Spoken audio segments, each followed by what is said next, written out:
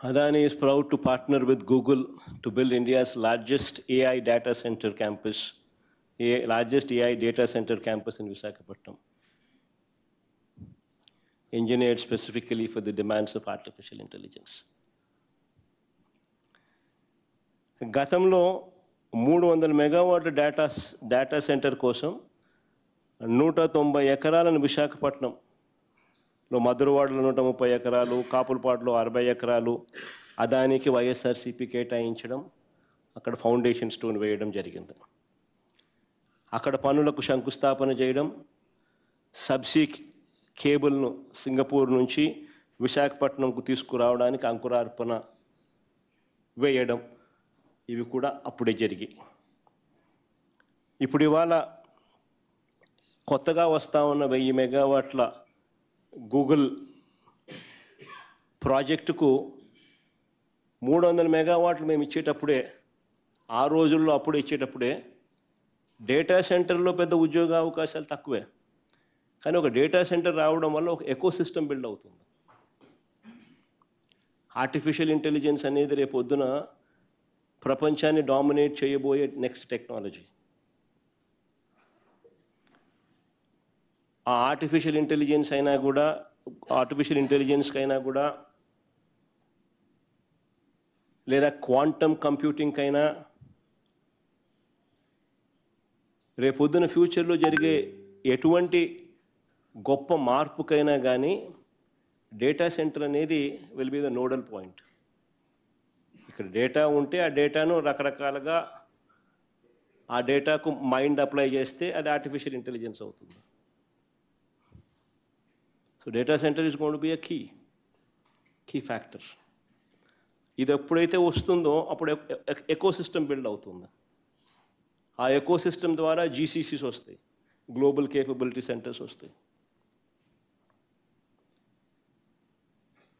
So దానికి నాంది ఆ రోజు ఆ ఆలోచనతో అక్కడి నుంచి స్టార్ట్ అయింది.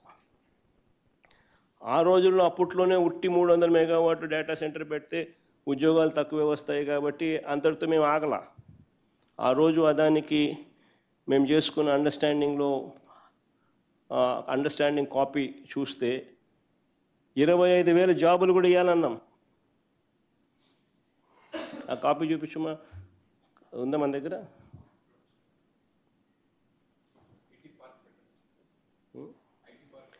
ఐటీ పార్క్ పెట్టాలి అక్కడ,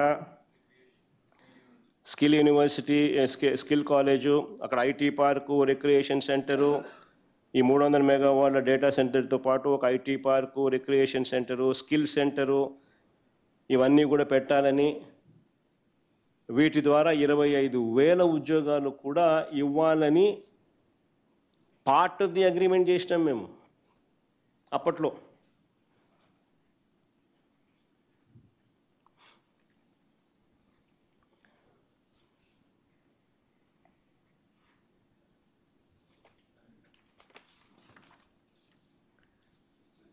శ్రీ చంద్రబాబు నాయుడు గారు అనే వ్యక్తి ఈ మాదిరిగా చేయడం కొత్త కాదు. ఇది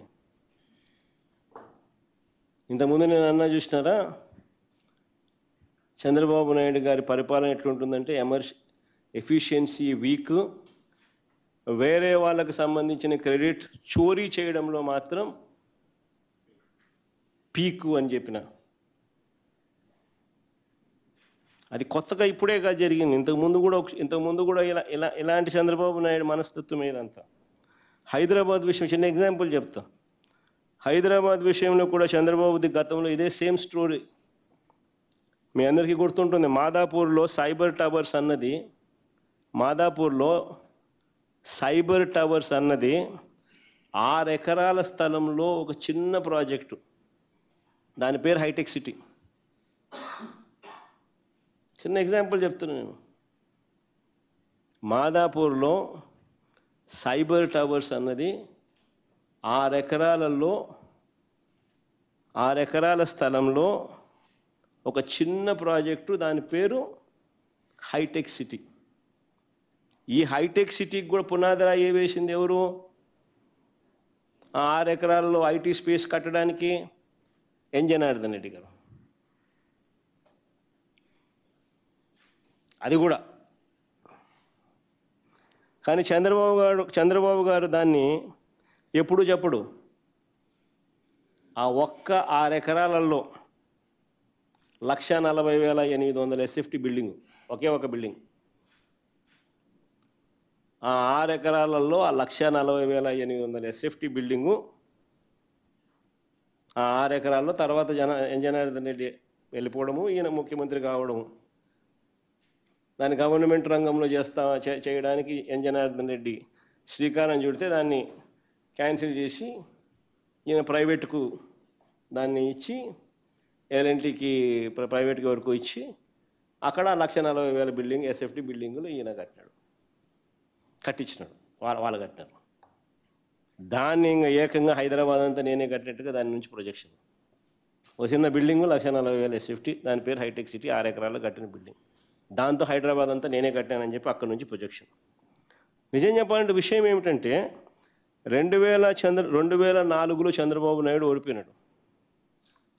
ఇది చాలా ఇంపార్టెంట్ విషయం. 2004లో చంద్రబాబు నాయుడు